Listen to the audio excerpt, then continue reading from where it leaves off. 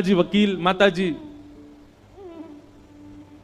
Housewife, भैया व्यापारी, बहन बीटेक कर रही है, इंजीनियर, और तब आप सबसे अलग हटके डॉक्टर बन जाओ तो आपकी प्रशंसा की जाती है। ठीक वैसे ही अनुकूल अवस्था में भगवत प्राप्ति करना ये बड़ी बात नहीं है, प्रतिकूल अवस्था में भगवत प्राप्ति करना।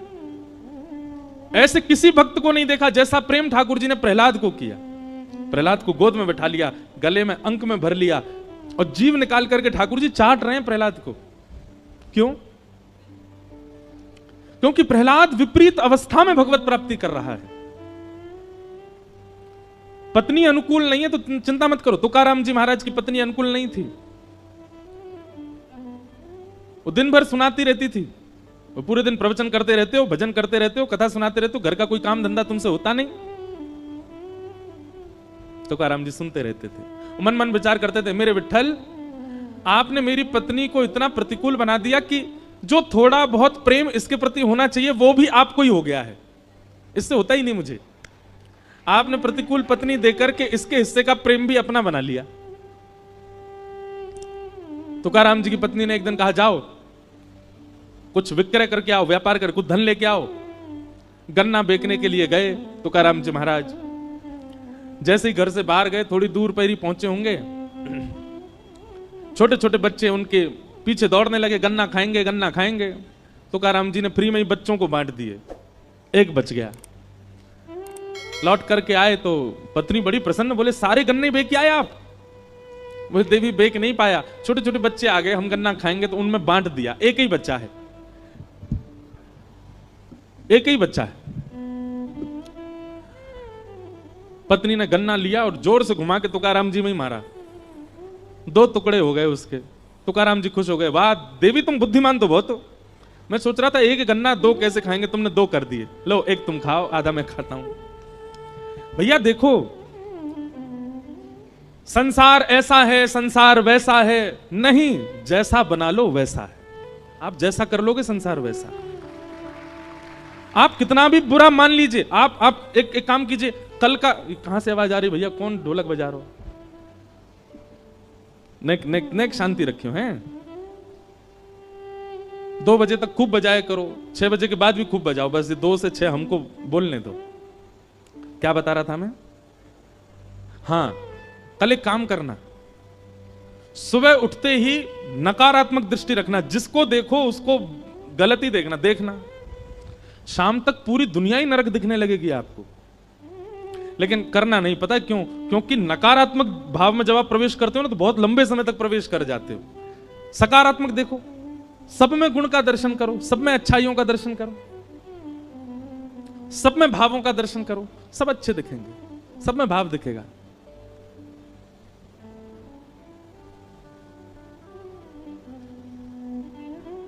महाराज जी को अनुकूल हो तो यहां आगे बैठा दो।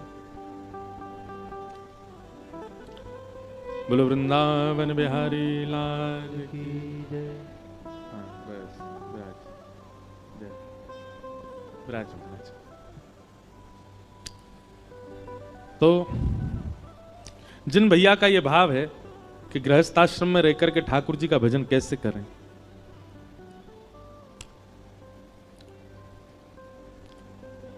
भगवत प्राप्ति करनी होगी ना तो कैसे भी कर लोगे, और नहीं करनी होगी तो विरक्त होकर के भी नहीं कर पाओगे।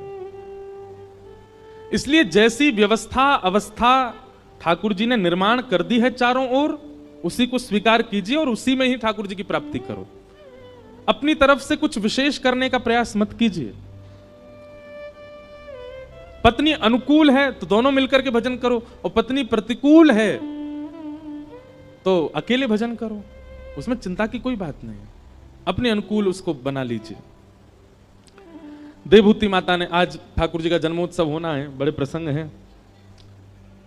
ठाकुर जी से मन एकाग्र करने के साधन पूछे, मन एकाग्र कैसे होगा? तब भगवान कपिल ने अष्टांग योग के विषय में प्रवचन किया। यम, नियम, आसन, प्राणायाम, प्रत्याहार, ध्यान, धारणा, समाधि, ये अष्टांग योग हैं। सावधानी से सुनिएगा। मन को एकाग्र करने के लिए सबसे पहला योग है यम। यम का मतलब क्या होता है? अपनी इंद्रियों की इच्छाओं को पूरा ना करना, उसी को यम कहते हैं।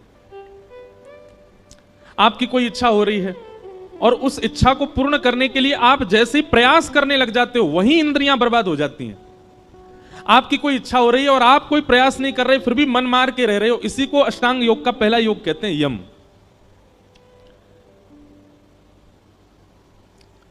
भोपाल में प्रसिद्ध क्या है खाने पीने वाला? कुछ है प्रसिद्ध? कुछ नहीं है, ऐसे ही है। वाह, क्या? दाल, चाट, चाय। चाय प्रसिद्ध है यहाँ की। हमने तो बहुत कुछ खाया, प्रसिद्ध बता बता के खिलाया। जो भी है, यम। यम यानी कि इंद्रियों की इच्छाओं को पूरा ना करना, उसका दमन करना। आपकी कोई इच्छा होती है और आप तुरंत प्रयास में लग जाते हैं, इंद्रियां उसी समय, मन उसी समय आपके हाथ से निकल गया। इच्छा हो रही है, कुछ खाना है, कुछ देखना है, कुछ करना है, तो उस समय अपने मन को कैसे भी करके रोको, नहीं नहीं करना, नहीं खाना है, नहीं करना। घर में जो बना है उसी से ही मन चलाओ, यम। दूसरा नियम, एक नियम का पालन करो। कोई भी एक नियम आपका निश्चित होना चाहिए और वो नियम सद नियम होना चाहिए। कोई भी एक नियम धारण करो, यम। दूसरी बात नियम। तीसरा प्राणायाम, अनुलोम विलोम करो। एक नासिका छिद्र से जब श्वास भीतर लेते हो, उस समय ठाकुर जी का कोई नाम रटते हुए नासिका में छिद्र भीतर में श्वास भीतर लो। दोनों नासिका छिद्र बंद करके ब्रह्मरंध्र में उस सांस को रखो, तब भी भगवान नाम जपो। दूसरी नासिका छिद्र से जब श्वास छोड़ो, तब भी भगवान नाम जपो। इस प्रकार भगवान नाम के साथ आप अनुलोम विलोम करोगे, आपका मन एकाग्र होगा। यम, नियम, प्राणायाम। वैसे तो आसन आता है पहले, आसन। चौथी बात, आसन को सिद्ध करो। एक आसन में बहुत देर तक बैठने का प्रयास करो। कम से कम कथा सुनते हैं तो उस समय एक ही आसन धारण करके रखो। आप कहते हैं पैरों में दर्द हो रहा है, पैरों में दर्द कब होता है? जब आपका मन पैरों में लगा होगा। कथा में लगाओगे तो आपको पता भी नहीं चलेगा, 4 घंटे निकल जाएंगे। यम, नियम, आसन, प्राणायाम, और 5वां है प्रत्याहार, आहार की शुद्धि। हमारे शास्त्रों में आहार शुद्धि पर बहुत विशेष ध्यान रखा गया। आप जैसा खाते हैं उससे आपके ऊपर प्रभाव पड़ेगा ही पड़ेगा। कभी जभी की बात अलग है, लेकिन ज्यादातर प्रयास किया करो कोई घर का ही भोजन करो और ठाकुर जी को निवेदित करके ही करो। आहार से बहुत बड़ा असर पड़ता है आपके विचारों पर, आपकी मानसिकता पर, आपकी बुद्धि पर। यम, नियम, आसन, प्राणायाम, प्रत्याहार, और फिर ध्यान, धारणा, समाधि। मैं ऐसा कथा में कहा करता हूं कि 5 नियम आप पालन कर लो। ये 3 नियम आपको करने नहीं पड़ेंगे जो बाद के हैं, ये 3 नियम अपने आप हो जाएंगे। ध्यान, धारणा और समाधि। अभी आप ध्यान लगाने बैठोगे नेत्र बंद करके तो आपको कुछ भी दिख सकता है, लेकिन आपके ये 5 आसन यदि शुद्ध हो जाएंगे तो आपके ध्यान में वही आएगा जो आप सोच रहे होंगे। आप समाधि की यात्रा तक भी पहुंच सकते हैं यदि आपके 5 नियम शुद्ध होंगे तो। यम, नियम, आसन, प्राणायाम, प्रत्याहार, इन 5 को करने का प्रयास करो। पहली बात, इंद्रियों को जीतो, कोई एक नियम बनाओ। आसन को जीतो, प्राणायाम करो और आहार को शुद्ध रखो। इन 5 से मन एकाग्र, मन कहीं भटक तो जाए आपका? नहीं भटक सकता, एकाग्र रहेगा। इस प्रकार भगवान कपिल ने अष्टांग योग के विषय में बताया। तत्पश्चात देवभूति माता ने कहा, आपके कितने प्रकार के भक्त होते हैं और आपको कौन से प्रिय, कृपा कर उनके बारे में बताओ। तब भगवान अपने भक्तों के विषय में बताते हुए कह रहे हैं, अभिसंधायो हिंसा दंभं मात्सर्यमेव वा संरंभी भिन्नग भावं मयि कुर्यात् सतामसः। बहुत ध्यान पूर्वक सुनना। 4 प्रकार के भक्त होते हैं भगवान के। कौन कौन से? तामस, राजस, सात्विक और निर्गुण। इनमें से आप कौन से हो अपने आप सुनकर के बताइए। सबसे पहले भक्त का नाम क्या है? तामस। तामस भक्त जो होता है ये ठाकुर जी की आराधना केवल किसी अन्य की बुराई के लिए ही करता है। हनुमान जी महाराज, आपने पड़ोसी पे बहुत ज्यादा कृपा कर रखी है, और चलो भली उसका बुरा नहीं चाहता, लेकिन उदाहरण यही देगा, आपने उसको इतना दिया, हमारे ताऊ जी के बच्चों के साथ आप ऐसा कर रहे हो, चाचा के बच्चे इतने प्रसन्न रहते हैं, मामा के बच्चे ऐसे हो रहे हैं, हम पे आप दया ही नहीं कर रहे हो। यह भी एक तामस भक्त का लक्षण है, जो दूसरों का उदाहरण देकर ठाकुर जी को चुनौती देता है कि आप उस पर तो इतनी कृपा कर रहे हैं पर मुझ पर नहीं कर रहे हैं। ये तामस भक्त है। एक बात सदैव याद रखना बंधुओं, भगवान को कभी भी आप इस प्रकार आरोपित मत किया करो। ठाकुर जी किसी दिन कहने पे आ गए ना तो फिर कुछ बोल नहीं पाओगे। भगवान कहेंगे पुलस्त ऋषि के खानदान में भेजा था रावण को, ब्राह्मण कुल में भेजा था रावण को, सबको एक बुद्धि, उसको 10 बुद्धि प्रदान की थी, सोने की नगरी में रहता था रावण, मंदोदरी जैसी पत्नी प्रदान की, लेकिन उसके बाद भी अपना सर्वनाश कर लिया। इसमें मैंने क्या गलत किया? मैंने तो सर्वगुण संपन्न भेजा था रावण को। व्यक्ति अपने कर्मों से ही भोगता है सब कुछ। आप ठाकुर जी को आरोपित मत किया करो कि आप उस पर ऐसा कर रहे हैं, इस पर ऐसा कर रहे हैं, मुझ पर आपकी कृपा क्यों नहीं है। हम नहीं जानते कौन किस जन्म का फल भोग रहा है, इसलिए ठाकुर जी को आरोपित मत कीजिए। अपने जीवन में भी जो आप देख रहे हो वो भी ना जाने किस जन्म का फल आप देख रहे हो, इसलिए जो कुछ भी ठाकुर जी कर रहे हैं सबको स्वीकार करो, नहीं तो आप तामसी भक्त माने जाओगे। और तामसी भक्त के लिए भगवान कहते हैं मुझे प्रिय नहीं है। पहला भक्त तामसी भक्त। दूसरे भक्त का नाम है राजस भक्त। राजस भक्त का लक्षण क्या है कि विषयान विसंधाय यश ऐश्वर्यमेव वा अर्चा दावर्च यद्यो मां पृथक भावस राजस। विषयान विसंधाय, 50 रुपए की मिठाई के डिब्बे को लेके आएगा मंदिर में, लेकिन बदला में 5 करोड़ मांग करके जाएगा ठाकुर जी से। विषय प्रधान भक्ति करता है, मतलब उसकी भक्ति के पीछे कोई ना कोई कारण है। जैसे कई लोग, आप लोग भी जानते होंगे, वो व्यक्ति आपसे बहुत मिल रहा है, बहुत हंस के, तो आपको कहीं ना कहीं पता चल जाता जरूर इसको कोई काम है तभी आ रहा है मेरे पास में, नहीं तो ये कभी कभी राम राम भी नहीं करता था मुझको, आजकल इतना पूछा है। ठीक वैसे ही जब आप ठाकुर जी के पास जाना विषयों के लिए शुरू करते हैं, पहले तो ठाकुर जी प्रभावित होते हैं, अरे वाह देखो, आओ आज तो इंद्रेश आया है, ओह क्या लेके आया, ओ मिठाई लेके आया, कलाकंद लेके आया है, वाह। तभी ठाकुर जी मन में विचार करते हैं, बोले जरूर कोई काम। बंगाली में एक बात कहते हैं, अति भक्ति चोरे लक्षण। जो बहुत ही ज्यादा हाथ पांव जोड़ता रहता हो, नीचे दुल्लर तिल्लर हुआ जाता हो, समझ जाना चोर है इसके अंदर, जरूर कुछ कोई और कारण है इसकी प्रणाम का। तो भगवान कहते हैं कि राजस भक्त का लक्षण कैसा, वो विषय के लिए ही आता है बस मेरे पास में, उसको वैसे कोई फर्क नहीं पड़ता। हनुमान जी के ऊपर मक्खी बिनबिनाई रही है, हनुमान जी के मंदिर में एसी नहीं चल रहा है, बेचारे पूरे दिन पसीना में बैठे रहे, कोई फर्क नहीं पड़ता, लेकिन अपनी कामनाओं के लिए आ जाता है, सारे हाथ जोड़ देता है, पैर पड़ देता है, बिल्कुल तपस्या करने लग जाता है। उन्होंने ये नियम बताया, ये भी करेंगे, ये नियम बताया, ये भी करेंगे, पर सारे नियमों के पीछे कारण क्या है? विषय। एक भारत में एक जगह है, वहां भीड़ नहीं है ज्यादा, लेकिन बहुत अद्भुत जगह है।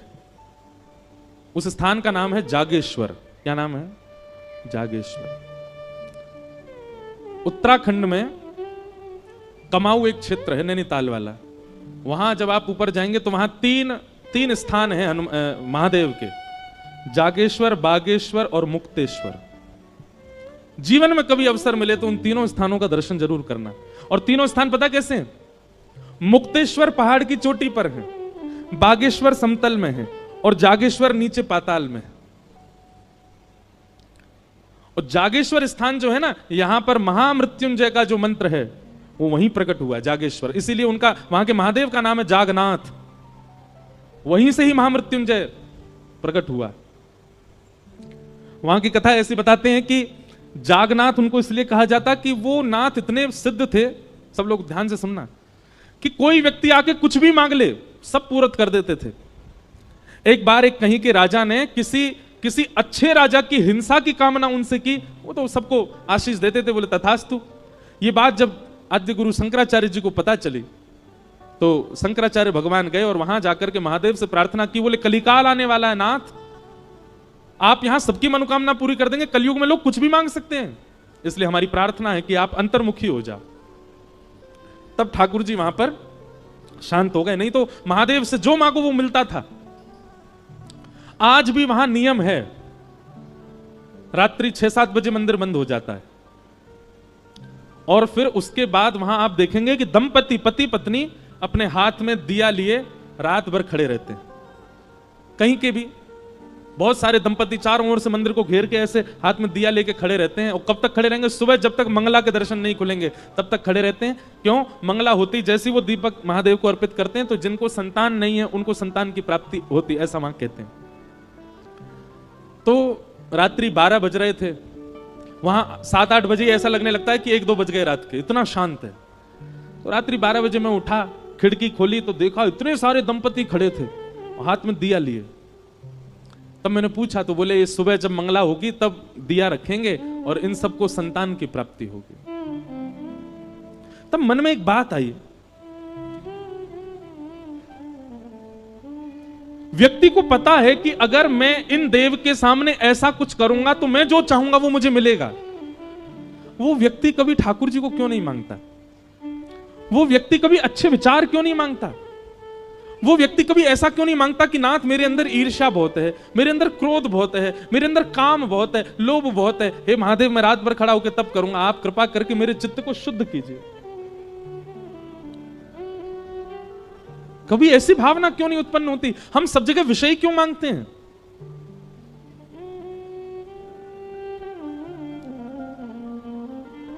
हमारी प्रार्थना है बंधुओं, जहां भी ऐसे स्थान है जहां मनोकामना पूर्ण की जाती है,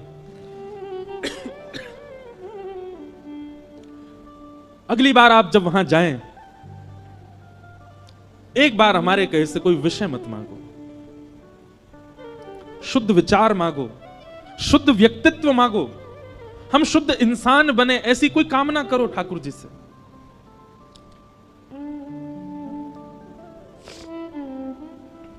भगवान कहते हैं राजस भक्त कैसा है?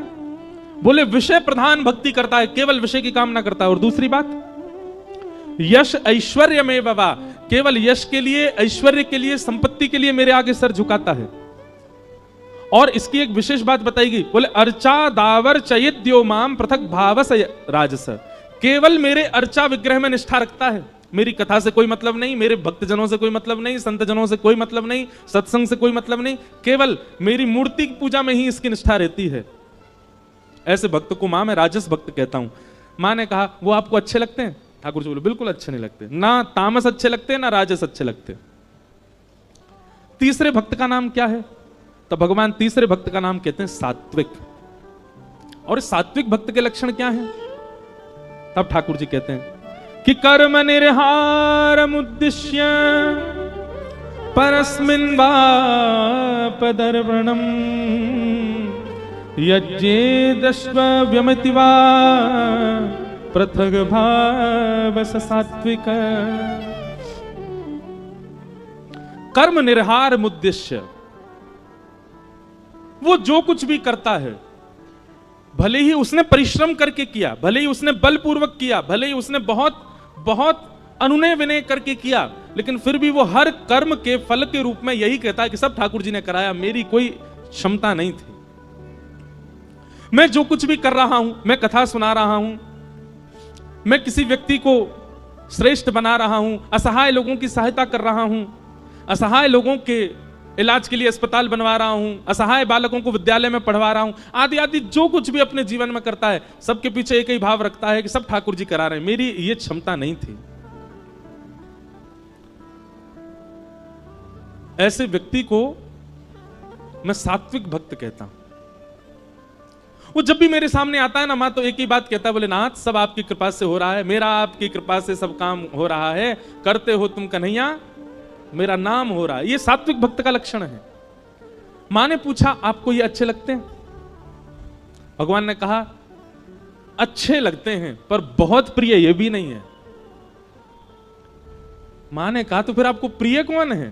तब भगवान कहते हैं चौथे, निर्गुण। और निर्गुण भक्त का लक्षण क्या है? आहा, तब भगवान कहते हैं कि लक्षणम भक्ति योगस्य निर्गुणस्य हुदाहृतम् अहैतुक्य व्यवहिता या भक्ति पुरुषोत्तम। मां, ये चौथा भक्त जो होता है ना, ये निर्गुण भक्त है। बोले निर्गुण भक्त के लक्षण क्या हैं? बोले मुझसे कोई कामना नहीं रखता, ये केवल मुझे भजता है, मेरा भजन करता है, मेरी कथा सुनता है, मेरे मंदिर में आता है, पर इसकी कभी कोई इच्छा ही नहीं होती मुझसे, कुछ नहीं मांगता। और भगवान कह रहे हैं कुछ संसारी ना मांगना, ये तो एक बात है कि चलो उसने संसार की कोई वस्तु नहीं मांगी। कुम्मन दास जी भगवान के परम भक्त हुए, श्री कुम्मन दास।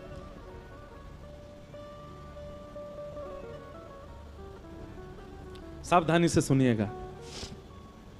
कुम्मन दास जी के चरित्र में ऐसी एक कथा आती है कि श्री कुम्मन दास जी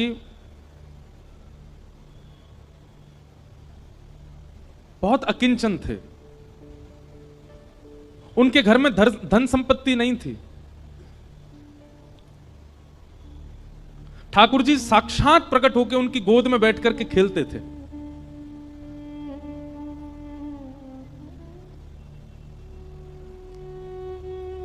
एक दिन ठाकुर जी उनकी गोद में बैठे थे और श्री कुम्मन दास जी तिलक लगा रहे थे।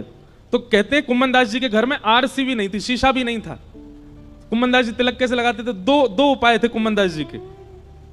कठौते में जल भरते थे, उसमें अपना प्रतिबिंब देखते थे जल के अंदर, और प्रतिबिंब देख के फिर तिलक लगाते थे। या फिर ठाकुर जी किसी दिन खेलते खेलते उनकी गोद में आ जाते और गोद में बैठे बैठे ठाकुर जी बताते, हाँ कुम्मना यहाँ ते सीधो ले चल लगो, अब यहाँ नीचे तने घुमाए थे, अब यहाँ तने ऊपर कर, बीच में यहाँ कोने कर, अब यहाँ कर। ठाकुर जी तिलक लगवाते थे कुम्मन दास जी का। इतने सामीप्य में ठाकुर जी रहते थे। कुम्मन दास जी के चरित्र में आता है कि श्री कुम्मन दास जी जब अपने खेत में हल जोतते थे तो ठाकुर जी ऐसे अपनी पीतांबरी में अनाज आदि जो भी होता था वो लेके स्वयं डालते हुए चलते थे कुम्मन दास जी के साथ। पर कुम्मन दास जी ने कभी ठाकुर जी से कोई याचना नहीं की। एक दिन की बात है, कुम्मन दास जी अपने खेत में हल जोत रहे थे, ठाकुर जी पीछे ऐसे उड़ाते हुए चल रहे थे सब बीजों को। इतने में मंदिर का घंटा बजा और जोर जोर से जैसे घंटे बजने लगे तो कुम्मन दास जी ने तुरंत हल छोड़ा, हाथ धोने लगे, पांव में जल डालने लगे, मुख पहुंचा और तुरंत मंदिर की ओर भागने लगे। ठाकुर जी बोले, कुंभना कहां जा रहा है? जय जय दर्शन को समय है गयो, मंदिर जा रहा हूं। बोले तू भी कुंभना कैसो बावड़ो, मैं तेरे संग यहां खेत में खड़ा हूं, तेरे संग हल जुतवा रहा हूं और तू मंदिर में भाग रहा हूं मेरे दर्शन को। कुम्मन दास जी बोले, जय जय यहां तो आप अपनी इच्छा से आते हो, आज आते हो, कल आओगे कि नहीं इसका कोई प्रमाण थोड़े। और कल मुझसे कोई अपराध हो गया, परसों मुझसे कोई अपराध हो गया तो क्या पता आप मुझसे मिलना ही बंद कर दो। पर मंदिर में तो आपको आचार्यों ने बैठाया, वहां से आप कहीं नहीं जाओगे, इसलिए मंदिर दर्शन में कभी नहीं छोड़ सकता, क्योंकि आप मेरे प्रेम से भले ही यहां आ जाओ, मंदिर में तो आप सदा विराजोगे, इसलिए मैं तो वहीं दर्शन करूंगा। ठाकुर जी संग रहते थे उनके, लेकिन वो फिर भी मंदिर में जाते थे। कभी ठाकुर जी से याचना नहीं करी कि मेरे परिवार को एक समृद्ध बना दो, मेरे घर पर एक व्यवस्था करवा दो, कभी नहीं। क्योंकि बंधुओं, कल एक व्यक्ति मिलने आए, वो मुझसे बोले कि हम ठाकुर जी से बोल के कुछ नहीं मांगते, पर मन में तो चलता रहता है। आपने मना किया कथा में कि ठाकुर जी से कुछ मत मांगो, तो हम बोलते नहीं है पर मन में तो आता है। इसका मतलब कहां है? इसका मतलब यही है कि भक्ति में अभी कहीं चूक हो रही है। वास्तविकता बताएं बंधुओं, भक्ति तीव्र, भक्ति श्रेष्ठ तब जानिए कि ठाकुर जी सामने आए, ठाकुर जी को देखते भूल गए क्या मांगना था, विस्मृति हो गई। अपने गुरु के सामने सोच करके तो बहुत गए थे कि ये पूछेंगे, ये पूछेंगे, ये कहेंगे, पर गुरु के सामने जाते ही सब विस्मृति हो जाए, समझना आपकी भक्ति प्रबल है।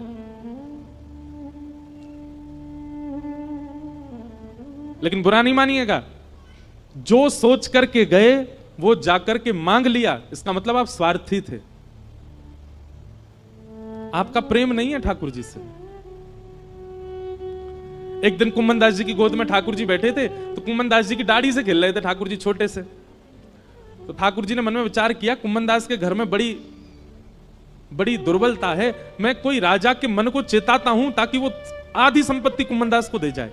तो ठाकुर जी एक बड़े बादशाह, एक बड़े राजा के स्वप्न में गए, और स्वप्न में जाकर के ठाकुर जी ने आज्ञा कर दी, बोले तेरी मनवांछित इच्छा जो तू चाह रहा है, तेरे महल में ये काम हो जाए, तेरी पत्नी के एक बालक हो जाए, सब पूर्ण हो जाएगा, लेकिन उसके लिए तुझको एक काम करना पड़ेगा। राजा बोला क्या करूं? अपनी इतनी संपत्ति गिरिराज जी लेके जा, और श्री गोवर्धन में कुम्मन दास जी हैं, उनको जाके भेंट करके आ। संपत्ति भेंट करने से तेरे काम पूरे हो जाएंगे। ठाकुर जी की आज्ञा मान करके वो राजा कुम्मन दास जी के यहां गया, और उस समय कुम्मन दास जी की गोद में ठाकुर जी बैठे थे, खेल रहे थे कुम्मन दास जी के संग। और ठाकुर जी कुम्मन दास जी से कह रहे, कुम्मना। कुम्मन दास जी बोले, हाँ जय जय बोलो। अरे सुनता हूं मैं तो एक बात करनी है। हाँ जय जय बोलो, कहा बात करनी है? इतना बस कहा ही था, इतने में ही वो राजा कुम्मन दास जी कुटिया में आ गया, और राजा के आते ही ठाकुर जी अंतर ध्यान हो गए। सामने बादशाह खड़ा है, घुटनों पर बैठ करके अपनी आधी संपत्ति अर्पित करने को, लेकिन कुम्मन दास जी इधर उधर देख रहे हैं। अब ये तो यहीं बैठे, कच्छु तो कह रहे पतो ना बोल के ना गए मोते। अब ये तो यहीं बैठे, कच्छु तो कह रहे बोल के ना गए। राजा ने चरणों में प्रणाम किया, बोले भगवान आपकी आज्ञा हो तो मैं आपके कुटिया में अपनी सामग्री रखवा दूं, मैं आपको धन संपत्ति कुछ दान करने के लिए आया हूं। कुम्मन दास जी उल्टे उसके चरणों में गिर गए, बोले भैया ले जाया संपत्ति को, कोई और में बांट दियो, और कोई ना लेवे तो जमुना जी में बहाई दियो। ऐसी संपत्ति को कहा करूं, जाके मेरी कुटिया के द्वार पे आते ठाकुर जी भाज गए यहाँ थे। ऐसी संपत्ति को मैं कहा करूंगा, जैसे ठाकुर जी छोड़ के चले गए। घर के लोग चिल्ला रहे हैं, अरे कुम्मन दास जी कुछ तो ले लो, आपकी कुआरी भतीजी है, उसका ब्याह करना है, घर की थोड़ी मरम्मत करवा देंगे, रात में वर्षा हो जाती है तो रात भर सो नहीं पाते हैं, हमारे घर में जल भर जाता है, अरे कुछ तो ले लो, कोई देने आया है। कुम्मन दास जी बोली, ऐसी संपत्ति ना लूंगा। जाके द्वार पे आते ही ठाकुर जी भाज गए। ले जा भैया, तेरे आगे हाथ जोड़ूं, अगर तू बहुत देर बैठो रहेगो तो मैं प्राण त्याग दूंगा, या को अभी लेके जा। और हट पूर्वक राजा को भगा दिया वहां से। राजा के जाते ही ठाकुर जी फिर आ गए।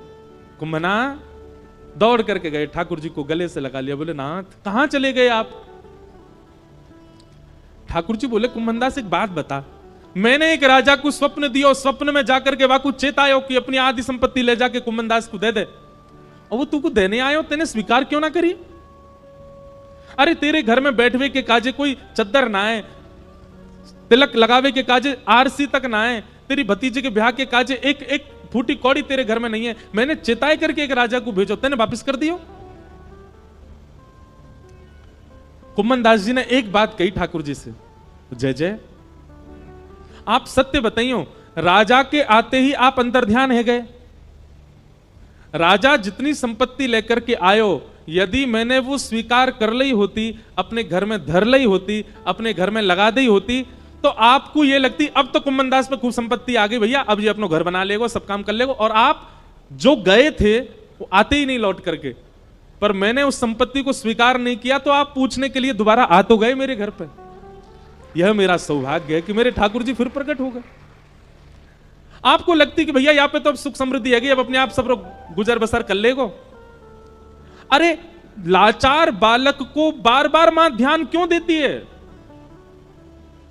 वो बालक चलने लग जाए, फिरने लग जाए, बोलने लग जाए, तो मां धीरे धीरे उसको अपनी जिम्मेवारियां समझाने लगती है। तू अब खुद चला कर, खुद उठा कर, खुद तैयार हुआ कर, खुद भोजन किया कर। लेकिन वो बालक लाचार ही रहता है, तो लाचार बालक को मां गोद से छोड़ती नहीं। नाथ मुझे केवल एक ही कामना है आपसे कि मुझे कभी संपत्तिवान मत बनाना, मुझे कभी योग्य मत बनाना। क्यों? बोले मैं असंपत्तिवान रहूंगा तो मैं स्वयं को लाचार मानूंगा, और मुझे लाचार जान आप सदा मुझे अपनी गोद में ही रखोगे नाथ, इसलिए मुझे ऐसे ही रहने दो, मुझे योग्यता नहीं चाहिए। इसे कहते हैं निर्गुण भक्त, जो कोई कामना नहीं करते ठाकुर जी से, सदा प्रसन्न रहते हैं, ठाकुर जी की रजा में राजी रहते हैं, ये निर्गुण भक्त।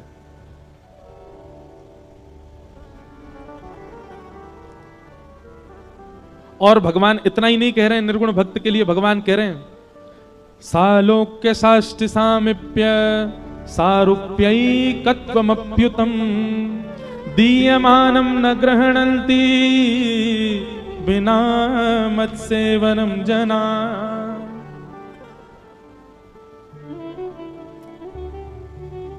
पांच प्रकार की मुक्ति होती है। मुक्ति एक नहीं 5 होती है। कौन कौन सी? सालोक्य, साष्टि, सामिप्य, सारूप्य और एकत्वम।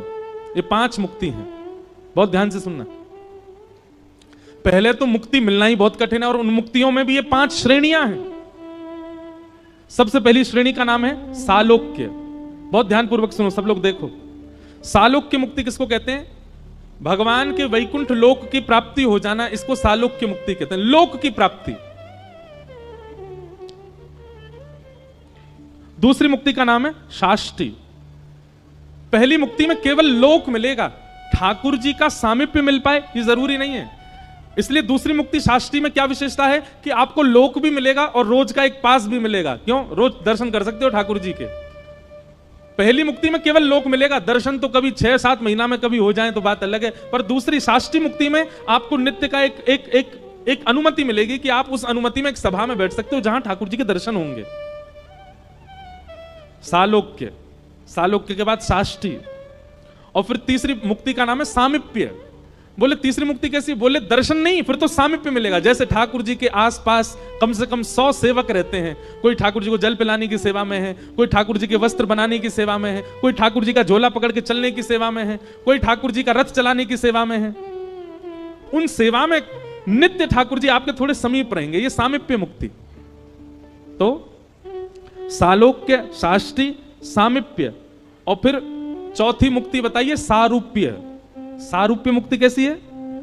बोले ठाकुर जी जैसे ही आप भी चतुर्भुज हो जाओगे, ठाकुर जी जैसा ही रूप मिल जाएगा आपको। और कभी कभी ठाकुर जी को जब किसी से नहीं मिलना होगा तो आपको ही बोले तू बैठ जा भैया, तू ही ठाकुर जी बन के बैठ जा, सबन को दर्शन दे दे। मतलब एक मित्रता जैसी ठाकुर जी से हो जाएगी। सारूप्य। एक कथा याद आई हमको, ध्यान से सुनना।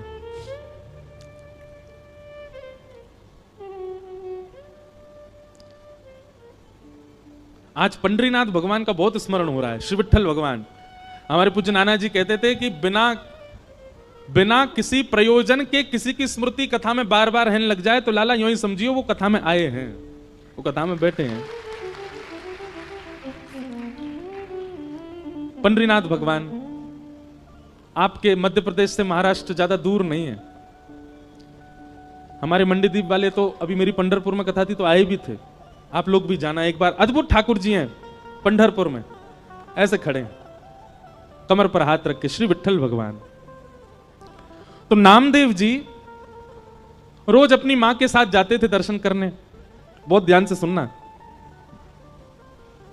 नामदेव जी रोज ठाकुर जी से कहते, ठाकुर जी हम भोग बना के मंदिर लाते हैं, आपको पवाते हैं, कभी ऐसा अनुग्रह करो ना कि आप घर आके ही पाओ हमारे।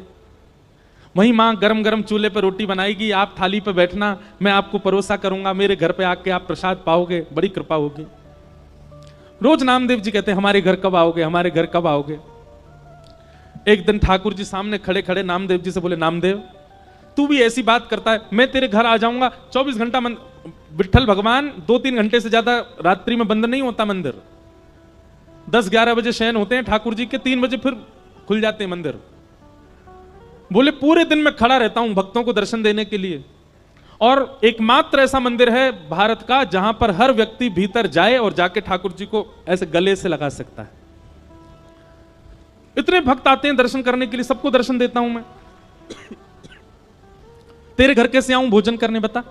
रात में 2-3 घंटे बचते हैं, उसमें मैं शयन नहीं करूं मैं? और मैं तेरे घर आऊंगा दर्शन प्रसाद पाने, यहां मंदिर में कौन रहेगा? नामदेव जी बोले बस इच्छा थी कि आप कभी हमारे घर आओ दर्शन देने, प्रसाद पाने। तो नामदेव जी से भगवान बोले, अच्छा नामा सुन, एक काम कर। बोले क्या? एक दिन तू मेरी जगह खड़ा हो जा विठ्ठल बन के, मैं तेरे घर प्रसाद पाऊंगा। नामदेव जी बोले ये कैसे संभव? बोले सब संभव है, मैं श्रृंगार करूंगा तेरा, कोई पहचान ही नहीं पाएगा कि नामदेव खड़ा है, सबको लगेगा कि ये तो पंडरीनाथ है। बस 2-3 बातों का ध्यान रखियो। नामदेव जी बोले क्या? बोले पहले मेरी जगह आ, रात्रि में शयन जैसे ठाकुर जी का हुआ, नामदेव जी को ठाकुर जी ने छुपा लिया गर्भगृह में। सब चले गए, ठाकुर जी अपने स्थान से उतर गए, नामदेव जी को खड़ा किया, बोले खड़े हो जाओ, कमर पर हाथ रख लो। ठीक है।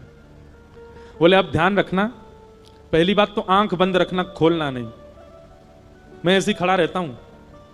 ठीक है। दूसरी बात, सुबह 3 बजे पुजारी जी आएंगे और तुमको नींद आ रही होगी बहुत जोर से, वो घंटे घड़ियाल बजाएंगे जोर जोर से, तो घंटे घड़ियाल सुनकर के तुम्हारी नींद खुलेगी, आंख मत खोल लेना, बंदी रखना। और फिर उसके बाद वहां मंगला आरती को वहां बोलते हैं काकड़ा आरती। कौन सी आरती? मंगला आरती को बोलते हैं काकड़ा आरती। तो मंगला आरती जब होगी, आरती के बाद तुम्हारे ऊपर ठंडा ठंडा दूध डाला जाएगा, तुम्हारे ऊपर दही डाली जाएगी, शहद डाला जाएगा, जल डाला जाएगा, उससे ठिठर मत जाना, खड़े रहना स्थिर होके। नामदेव जी बोले अच्छा। फिर बोले काकड़ा आरती के बाद माखन मिश्री मिश्रित करके तुम्हारे मुख से लगाई जाएगी, उसको खा मत जाना, भूख तो बहुत लगेगी तुमको, मुंह में पानी भी आएगा, उसको लगे रहने देना, चाट मत लेना उसको, कहीं तुमने चाट लिया तो सब समझ जाएंगे नामदेव, खूब पिटाई होगी तुम्हारी। जी भगवान। इतने भक्त आएंगे दर्शन करने के लिए और सब आकर के तुम्हारे पैरों को ऐसे पकड़ करके अपना सिर रखा करेंगे, कोई रोएगा, कोई चिल्लाएगा, कोई अपना दुख बताएगा, कोई अपना दर्द बताएगा। सबकी बातें सुन लेना, पूरी मत करना, क्योंकि एक की पूरी करी तो सबकी करनी पड़ जाएंगी। वो सब विधान कर्म का है, सब अपने कर्म से सब भोग लेंगे, पालेंगे, वो सब मैं कर लूंगा व्यवस्थित, तुम मत कर देना। नामदेव जी तो उतरने लगे, जय जय मत आओ भोजन करने, आप खड़े हो जाओ। ठाकुर जी बोले नहीं अब तो मैं जाऊंगा, अब तू खड़ा रहे यहीं पे। और नामदेव जी को खड़ा करके भगवान ने उनके अंग का स्पर्श किया, बिल्कुल ऐसे खड़े हो गए जैसे विट्ठल भगवान। ठाकुर जी बोले अब खड़ा रहे, मैं जा रहा हूं तेरे घर। और श्री पंडरीनाथ भगवान पीतांबरी पहने, कस्तूरी की अद्भुत सुगंधी आ रही है, कटाक्ष नेत्र मकराकृत कुंडल पहने हैं और छम छम चलते हुए नामदेव के घर पहुंच गए। नामदेव की मैया से बोले मैया भोजन पवाओ। पहले तो बहुत रोई, स्वागत किया, लिपट गई ठाकुर जी से। मैया बोली नामा गया था आपको लेने, वो कहां है? ठाकुर जी बोले वो व्यस्त है, हमारी जगह खड़ा है मंदिर में। मैया जल्दी भोजन पवाओ। और नामदेव जी की माता जी खूब प्रेम से रोटी बना बना के पवा रही हैं। वहां नामदेव जी खड़े चुपचाप और मन में सोच रहे हैं निमंत्रण मैंने दिया था, सुख मां को मिल रहा है पूरा। इतने में ही पुजारी आ गए, घंटे घड़ियाल बजने लगे, जोर जोर की घंटों की आवाज सुन के नामदेव जी घबरा गए, पर तुरंत स्थिर हो गए, हिलना नहीं है। ठाकुर जी कह के गए, कपाट खुले, बोल पंडली कवरदे श्री हरि विठ्ठल ज्ञान देव तुकाराम, श्री पंडरीनाथ भगवान की। सब जय जयकार करने लगे।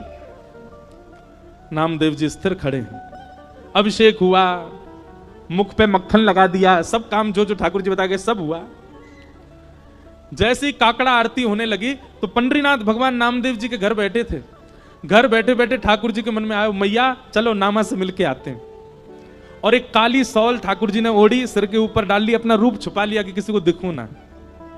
और भक्तों की पंगत में लंबी लाइन में ठाकुर जी खड़े हैं अपने भक्त को देखने के लिए। जैसे ही ठाकुर जी भीतर पहुंचे और अपनी ब्रह्म वेदी पर जब नामदेव को खड़ा हुआ देखा, ठाकुर जी दूर से बलैया लेने लगे, आहा नामा कितना अच्छा लग रहा है, कितना प्यारा लग रहा है मेरा नामा। ठाकुर अब वहां सब गर्भगृह में जाते हैं, जैसे ही ठाकुर जी गर्भगृह में पहुंचे, कंबल उम्बल में ढक के गए थे। नामदेव जी को पता चल गया ठाकुर जी आए हैं। ठाकुर जी मन ही मन नामदेव से बात कर रहे हैं, बोले नौच लूं तुझे? नामदेव कह रहे नहीं नहीं भगवान, मैं उछट जाऊंगा, पुजारी पकड़ लेंगे मुझको। ज्यों ज्यों ठाकुर जी पास आए, नामदेव जी कह रहे हैं ठाकुर जी आप प्रणाम मत करना मुझको। ठाकुर जी बोले नहीं आज तो प्रणाम करूंगा, आज तो वंदन करूंगा। और ठाकुर जी जाकर के नामदेव के चरणों से लिपट जाते हैं। नामदेव जी के नेत्रों से अश्रुपात होने लगे। बोले नाथ हम एक कृपा की आकांक्षा करते हैं, आप इतना भंडार क्यों लुटा देते हैं? ठाकुर जी बार बार रोम रोम की बलैया नामदेव की लेते हैं। और तब से लेकर आज तक पंढरपुर में नियम है कि साल के 365 दिन में से एक दिन आज भी ऐसा मान्यता है कि वहां श्री पंडरीनाथ भगवान नहीं होते, वहां नामदेव जी ही खड़े होते हैं। और सुनो बात तो सुनो पूरी, एक दिन वहां नामदेव जी खड़े होते हैं और सब पुजारी और मंदिर प्रशासन के लोग सब दर्शनार्थियों को प्रणाम करते हैं, क्योंकि दर्शनार्थियों के अंदर ही, दर्शनार्थियों के रूप में ही रूप बदल करके पंडरीनाथ दर्शन करने आते हैं नामदेव जी का। कौन कहता है कि ठाकुर जी कृपालु नहीं है? कौन कहता है ठाकुर जी अनुग्रह नहीं करते? आज भी करते हैं। ऐसे भक्त ठाकुर जी को अति प्रिय हैं, इनको कहते हैं निर्गुण भक्त। आप कहेंगे नामदेव जी ने ऐसी क्या निर्गुणता थी? सुनिए, आज भी आप जाएंगे पंढरपुर में तो पंढरपुर का जो मुख्य द्वार है पंडरीनाथ भगवान का, वहां आप जाकर के देखेंगे तो श्री नामदेव जी महाराज की समाधि पता है कहां है?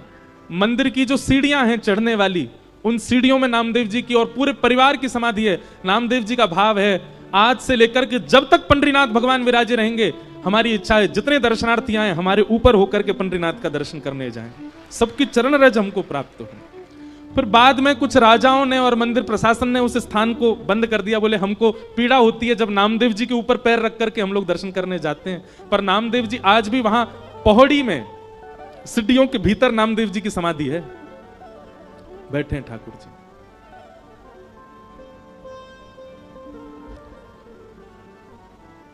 नामदेव जी कीर्तन कर रहे थे और उनके कीर्तन में हजारों वैष्णव नृत्य कर रहे थे।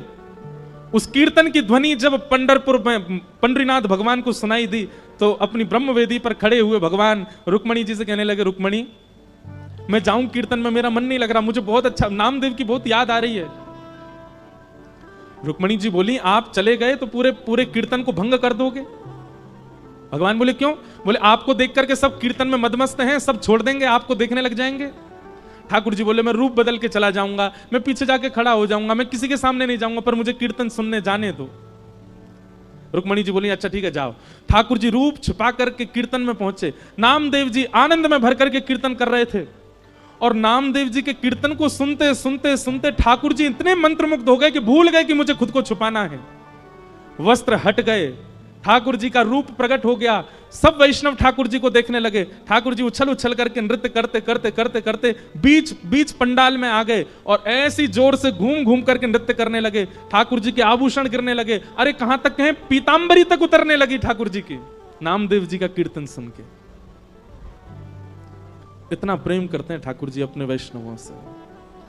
ऐसे भक्तों को क्या कहते हैं? निर्गुण भक्त। तो मैं निवेदन कर रहा था, निर्गुण भक्त ठाकुर जी को प्रिय क्यों हैं? सालोक्य, साष्टी, सामिप्य और